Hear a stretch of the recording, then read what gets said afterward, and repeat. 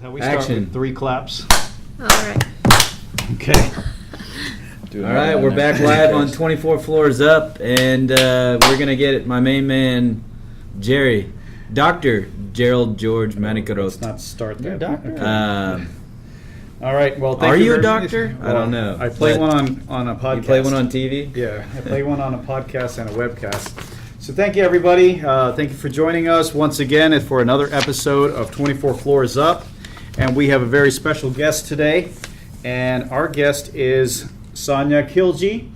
And she's a very, very special because something really cool happened a couple of weeks ago. Her article was featured in Entrepreneur magazine. So really excited about that. I say special because that's something that I'm aspiring to. I've had a couple articles here and there, but nothing to that level. So very excited to hear that. Thank you so much. It was super exciting when it happened. I'm sure. Usually when something cool happens, I get over it like in a day, and I'm not over it yet, and it's been like a week. So that shows how excited I am, essentially. I think that's a good thing. I think it should be. It's something to be. Come on, everybody! It's a giant national, international magazine for that matter. What was Freddie talking about last night at our digital sales community happy hour? The brag book, a brag Exactly. book. You need to have a little book. This is pre-digital age where you had things that you needed to, like your achievements. You got I gotta published do an that. entrepreneur. You put that in your brag book. I think that's important for all entrepreneurs, right? Because like we never really take the time to like appreciate how far we've come. And so I remember the day after the Entrepreneur magazine thing came out, I was like, okay, and then I started worrying about something else I hadn't achieved yet, and I was like, hold up, this is ridiculous. Like I should take like probably at least a couple more days to be excited. Savor the moment, right? Yes, so I think a brag book could be really cool. And actually Freddie is an awesome guy. I have gotten a chance to meet him 2-3 times now. Yeah, There you go. Yeah. Shout out to Freddie Gorgeous. Hey, Freddie. Everybody knows Freddie. Freddie and Freddie's ready his to be in front of the girlfriend, TV. Well, let's since Sonia brought up being an entrepreneur and such. Sonia is a serial entrepreneur, and she has a company which is called Losers to Legends, and she's also a social media expert, which this particular company focuses on social media education and also consulting. She also had another company which she sold a little while back, and she also has a family business. But what I'm going to do is just turn it over to Sonia to introduce herself to our audience, and tell us a little about yourself and what you do. Sure. I think people, when they hear about like the random businesses I have, are like, how do these possibly connect? And so I started off in a family business. We own preschools here in Houston, and it was in learning business and falling in love with the business world that I kind of wanted to find my own place as an entrepreneur, independent of my family. It was more just kind of to prove, that I could do it. And so I had this idea that stemmed from early childhood education to start a subscription box for baby brain development. And that kind of took off in its first year. However, unfortunately, after about that, as soon as we got close to that 1 year mark, I got into some severe health issues and ended up having to sell that business and forcing myself to take it easy. Oh. And after taking it easy for a couple months, I just got the itch to just kind of share everything I had learned in that experience of building, scaling, and selling a startup with everyone else, because I had built it through social media, like almost 100%. So I realized how many people could benefit from that. So I started blogging about that. Amassed over 1 million followers very, very quickly after that. Unbelievable. And now I basically just a couple months ago really was when I really was like, okay, I've been blogging about social media. A lot of people are asking me about this.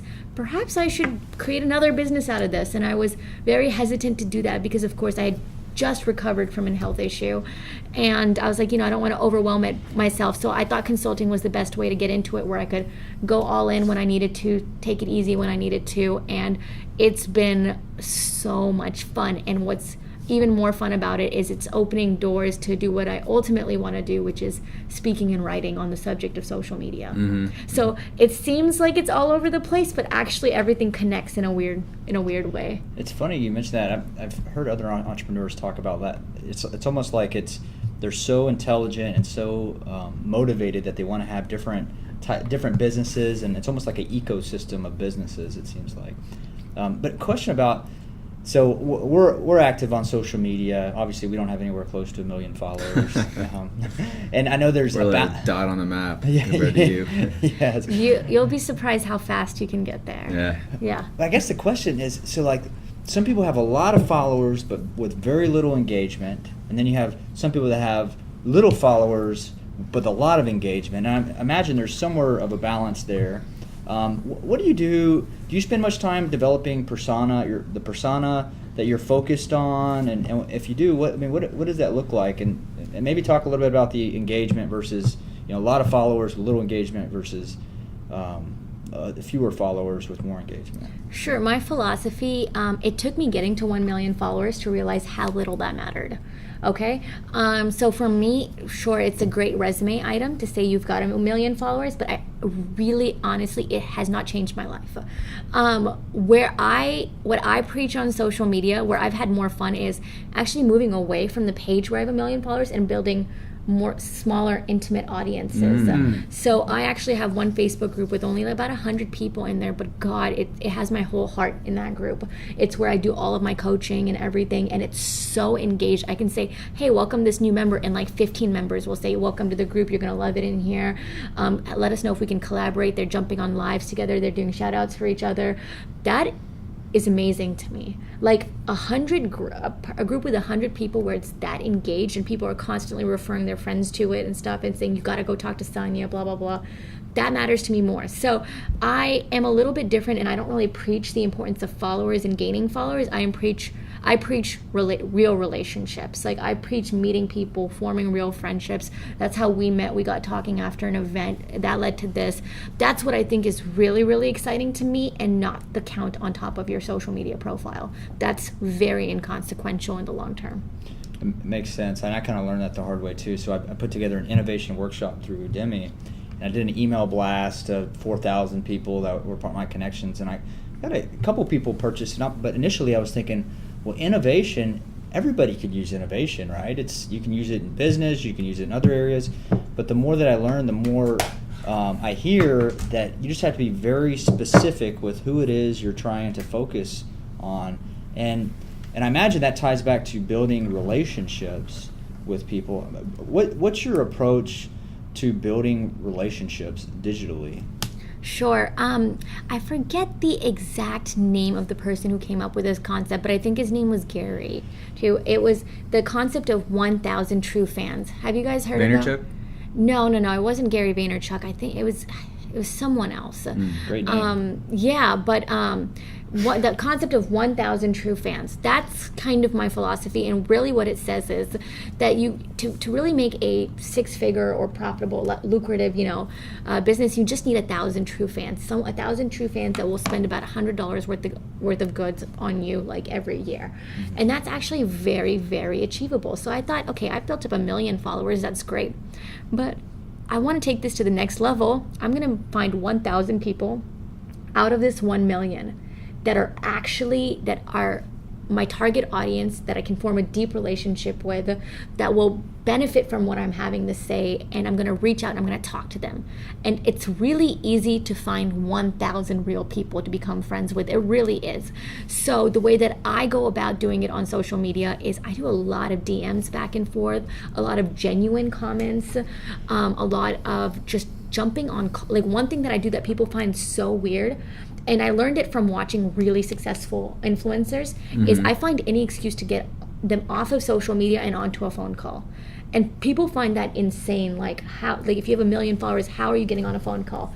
If I book 15 to 20 minute calls, and I do that a couple times a day, my following becomes like rock solid after that. Like once loyal. you've jumped on the phone call with me once, there's no doubt about it. Either you're going to be a very loyal follower after that, you're going to buy something from me, or you're going to refer something to me. There's no other option. It's going to be that. So that's what I found. So to answer your question, I jump on calls all the time with my followers, and it's been really, really life-changing, I think, for me and for many of them. That's a good point. Basically, I like the way that you talk about utilizing the DM aspect of whether it's Facebook or Instagram. I think those are your two biggest ones. Yes, right? for sure.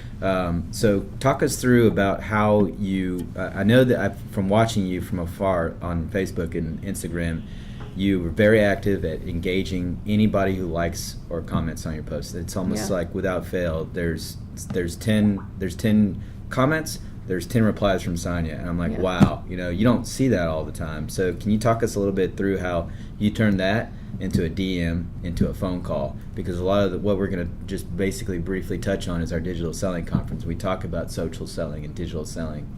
Sure. So I'm going to give you a very specific story and an example here, and I think that will illustrate it so much better. There's a guy that I'm working with right now who's actually going to be in Houston pretty soon for his first TED Talk, but his name is Jesse. And so he left a really thoughtful comment on my picture. And you get really nice comments all the time, but this one was just, it hit you in the core. Like when you read it and you're like, my God, this person just sounds really, really sweet. And I just messaged back and I was like, you know what? Honestly, you made my day. Thank you so much. Like, honestly, this comment made my day. And then so he ended up DMing me, and we had like a 2-hour conversation via DM after that.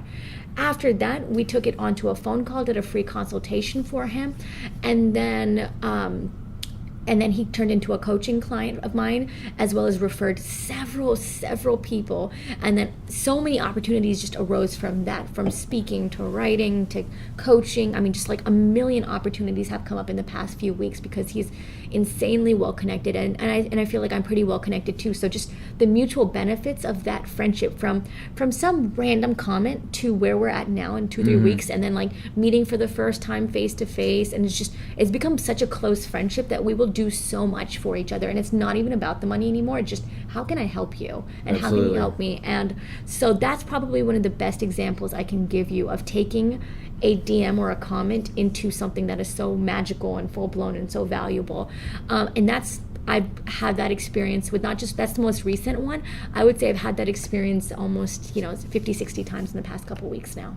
Amazing. So you can imagine when you meet this many people and you're putting your heart and soul into helping them, just the kind of doors and the opportunities that come up. And more than that, the friendships that you create are really, really, really good. And so, I mean, if you look at my friends, I mean, it ranges from like a 70-year-old man who studies herbal medicine to like a 30-year-old fitness coach in Alabama to this 40, 50-year-old retired Army vet. Like, my friendships are so random and so weird, but it's just this thing that we had, this mutual desire to help each other.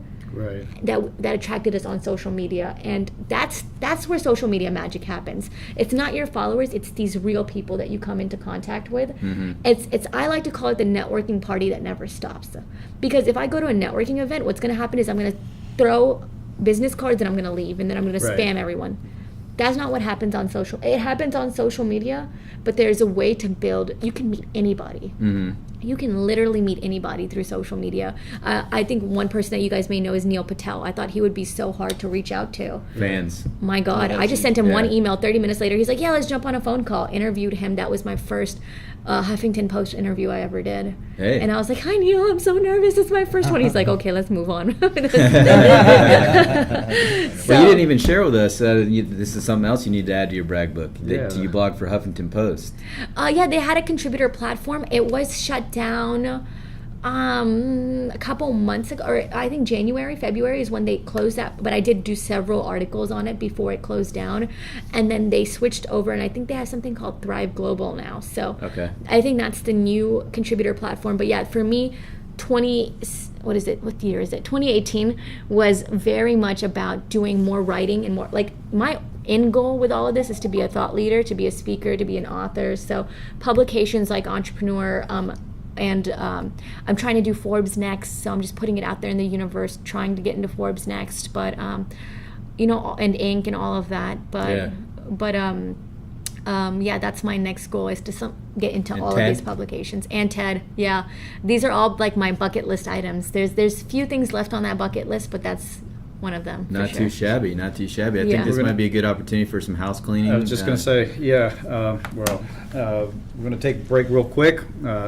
Take a break for Station ID.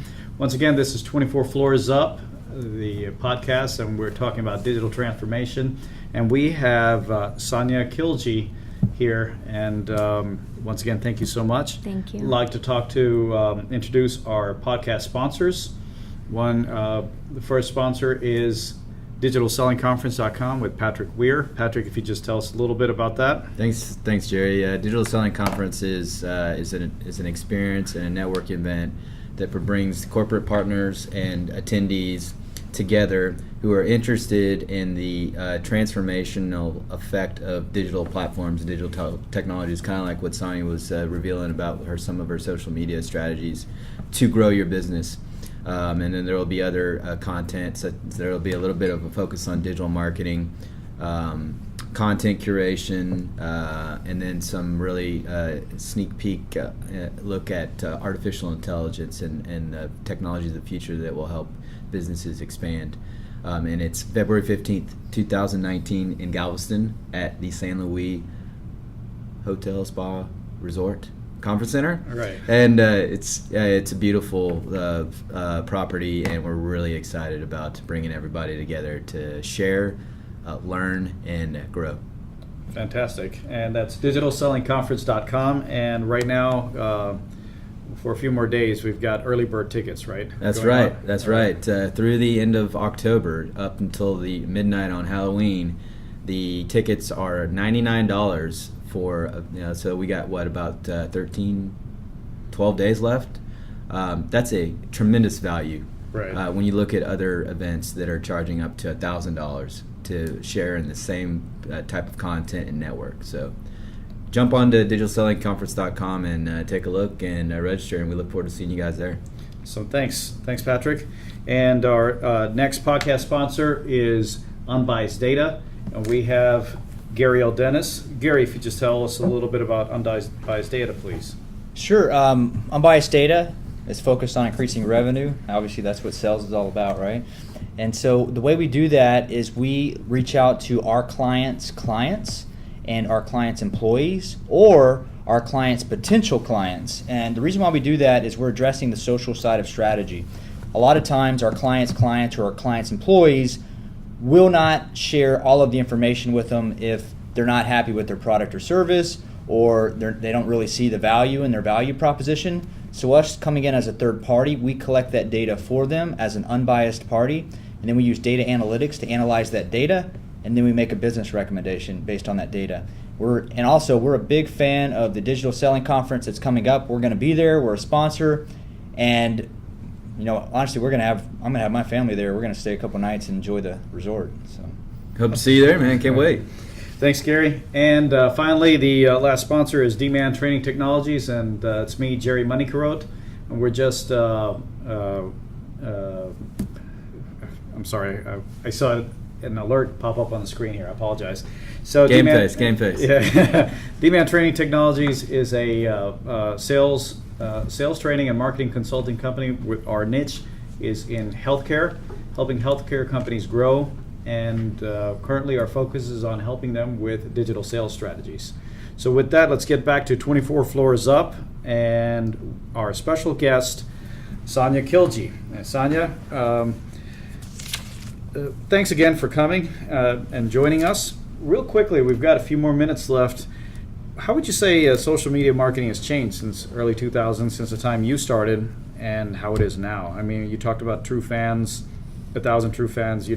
Some people back in those days, everybody wanted to get as many followers as possible. How would you say things have changed since then? I think the first one I remember was it called Zynga? ZYNG? Something like that. That was like the first little profile that you set up for yourself or whatever. Then it switched over to MySpace. Then it switched over to Facebook. And then, it was an explosion after that of, Twitter and Instagram and all of these things. Personally, I'm very polar with if I like a platform or not. Like, I never got into Twitter. I just never enjoyed it. Same thing with Snapchat. I just don't enjoy Snapchat. Like, I don't know what it is about it. It just turns me off, the entire platform. Though I shouldn't say that. I should be leveraging all of them. Yeah, I'm all over it. You see me with bunny ears, and they just give me a hard time. By the way, you guys are getting bunny ears. Oh, Okay. well, I probably should. I've tried. I just find like where I'm like happiest. So we've seen a lot with social media, but the crazy thing is, I just really got into social media. I didn't really even have like a Facebook profile until 5 or 6 years ago. Wow. And so this is a story I really do share very often, but I guess my big story, the one that really, that people know me by, is that I had an ex-fiance who wouldn't even let me be on social media. It was that bad. And he was just that kind of a person, I guess. So I was actually forbidden from being on social media, and I actually made an Instagram account anyway one day because I was like, you know what, screw this. So I did it, and then I realized why he didn't want me on social media, which is that he was cheating on me a lot. So that was one of the massive life changes. So Instagram allowed me to realize, actually saved my life, helped me to get out of something that I really shouldn't have been going into marriage. And after that, I just kind of blew up from there. It went from 10,000 followers to 100,000 to 1 million, and it started to grow very, very quickly. And the main reason I kept going with it is because I wanted to be a writer. And the thing was, I was tired of publishers telling me no. I wanted them to chase me instead. And so I became, I started talking about business and social media and self-development on social media, and then from there it kind of just exploded and took off. So that's my story in a nutshell of That's kind amazing. of the fact is I don't really know how social media was in the early 2000s because I wasn't allowed to be on it. Right. I see. But Yeah, that's interesting. It's an amazing story because it actually literally saved your life, like you said. So Social media saved my life, and that's why I'm so obsessed with it now. Yeah. wow. Well, something you just touched on is about knowing kind of what your value is of your following, because that's basically your brand, right? And I think one of the things that you said in your Entrepreneur magazine article was about a story of, I can't remember that guy's name, but he said that he had this following and somebody wanted to offer him $1 million and he said no. Yeah. And as a result, he held off, played his game of poker, and then as a result, it was tenfold that, or something along those lines. Yeah, So, I have no idea how much he's making now, but the person you're referring to is Jay Shetty. He's blown up with motivational and self-development videos, and one of his videos talked about how he was offered a $1 million TV hosting gig, but it was to encourage people to gamble. And if he had gone for that short-sightedly, he would have destroyed everything he was building long term. And I think in social media that actually comes up a lot more often than you think, because when you're on social media, a lot of opportunities come up, a lot of people meet you, a lot of offers come up, do this, join us on this business, whatever. That's happened to me like 5 or 6, 7, 8, maybe 10 times already. And you have to be and then there's times where you could be making 10 times the money doing something else. But if you stick to what you're doing, it's going to pay off more in the long term. And that is a conversation I've been actually having all week with people because it's so relevant to where I'm at right now with social media. Right. So where do you see your following going, or your use of social media? Or are there any new sites that you see coming that people might be interested in learning about? One that I'm personally obsessed with, I don't know if you guys have used this, I talk about it all the time because I'm so obsessed with it, but it's called Quora. Quora. My brother's on it. I'm obsessed with it. Like, I got to 350,000 views so fast on there, and like I'm starting to get like so many emails from there. I got my first client that explicitly said they came from Quora the other day, and I know it's just like one person right now, but I barely spend any time on the platform. And when you start to see this much traffic, like there are days where I can see my Quora answer go viral, and it's gotten like 40 to 70,000 views, and then I see my traffic on my website explode on the same day, that I see my email list explode. I mean, that's not coincidental. So I'm starting to really enjoy that for traffic purposes. Awesome. It's very interesting. Well, Sonia, we're just about out of time, so thank you so much for joining us. We can't thank you enough for that. Absolutely. I've learned so much Absolutely. already. Yeah. And where can people find you? Sure. There's 2 places online, really. You can find me on Instagram or Facebook at Sania Khilji. So that's SANIA KHILJEE. Our followers are right here. Or, They can see there it. you go, at Losers to Legends, or just SaniaKhilji.com. And I really do, like, if anyone sends me a DM, I do respond. Unless it's creepy, then I don't respond. But if you send me, like, a legit DM, She's you not will... kidding, folks. I get a lot of creepy messages. That's why. But as long as it's like legit, they will get a response. Yeah. So happy to help anyone with any questions that we didn't get to today. Awesome. Hey, thank you so much. We'll have the links in the descriptions, and you can find Sonia in all those places. And she's an awesome coach, as you heard. She has a lot to offer, so make sure you check her out. Thank you very Absolutely. much, and Thank thank you you. everybody for joining us. Take care and have a good one. Thanks, Until next guys. time. Thank you. All right. Boom and later.